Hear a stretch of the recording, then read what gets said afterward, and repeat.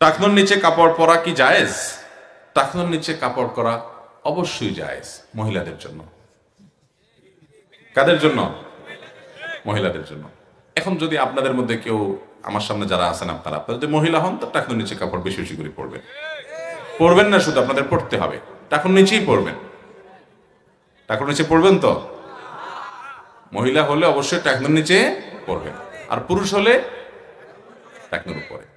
দেখেন এখন বিভিন্ন গবেষণা, অনেক আর্টিকেল আছে অনলাইনে, অথেন্টিক বিভিন্ন সোর্সের এই সমস্ত আর্টিকেলগুলো পাওয়া যায়। দেখবেন যে ছেলেরা তাদের উপর থেকে যে প্যান্ট পাজামা, আপনার জুব্বা জামা চাদর ইত্যাদি, এগুলো যদি টাকনুর নিচে চলে যায়, এগুলো ছেলেদের যৌন শক্তি কমিয়ে দেয়, নানা রকম স্বাস্থ্যগত দিক থেকে তাদেরকে দুর্বল করে, ক্ষতি হয়, এরকম অনেক গবেষণা আজকাল পাওয়া যাচ্ছে। এই বিষয়ে গবেষকরা তারা যাচাই বাছাই করবেন। আমি শুধুমাত্র এই সমস্ত গবেষণা দেখেছি, পড়েছি, সেটা আমি আপনার জানাচ্ছি। সবচেয়ে বড় কথা হলো, গবেষণায় কি প্রমাণ হলো না হলো এটা বড় কথা না।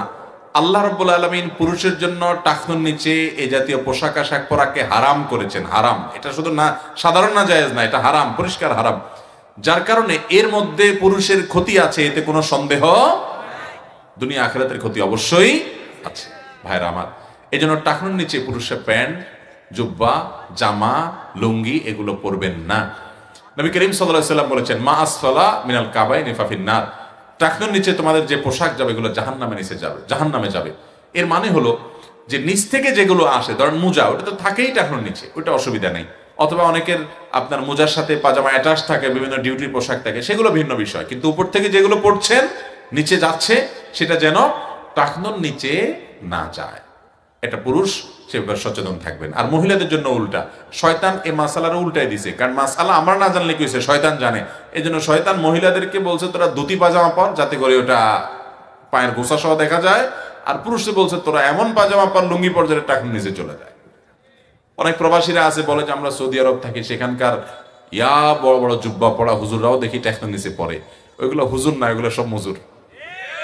জুব্বা পড়লে কি হয় না হুজুর, ওটা ওদের জাতীয় লিবাস। যে কাম করে সে দেয়, দেখেন সিগারেটও খায়। তো যার কারণে এটা জায়েজ হতে পারে। সৌদি আরবের কোনো আলিম এই কাজ করেন না, বিধায় টাকনুর নিচে পোশাক পরবেন না ভাইরা আমার। এই জন্য সৎসাহস করতে, অনেক মানুষ আছে নামাজ কালাম পড়ে, টাকনুর নিচে প্যান্ট পরে, আবার মসজিদে গেলে নামাজের সময় দেখবেন গোছায়, আছে না অনেকে। এটা শুধু নামাজের সময় না, সবসময় কি করতে হবে, গোছাইতে